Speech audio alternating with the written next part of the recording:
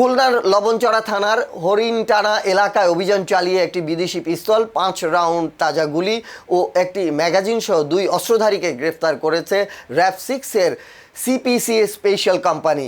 শুক্রবার 10 জুলাই দুপুরে গোপন সংবাদের ভিত্তিতে পরিচালিত এই অভিযানে গ্রেপ্তার হন পিরোজপুরের ভান্ডারিয়া উপজেলার মাদারশী গ্রামের শুক্কুর হাওলাদার এবং খুলনার হরিণটানা এলাকার ইমরান খান। র‍্যাব জানায়, ইমরান খানের বসতঘরে তল্লাশি চালিয়ে বিদেশি পিস্তল, 5 রাউন্ড গুলি ও একটি ম্যাগাজিন উদ্ধার করা হয়। উদ্ধারকৃত আলামত সাক্ষীদের উপস্থিতিতে জব্দ করা হয়েছে। র‍্যাবের তথ্য অনুযায়ী শুক্কুর হাওলাদারের বিরুদ্ধে ভান্ডারিয়া থানায় এবং ইমরান খানের বিরুদ্ধে বটিয়াঘাটা থানায় একাধিক মামলা রয়েছে। এ ঘটনায় অস্ত্র আইনে মামলা দায়ের করে গ্রেপ্তার 2 আসামি ও উদ্ধারকৃত আলামত লবণচড়া থানায় হস্তান্তর করা হয়েছে।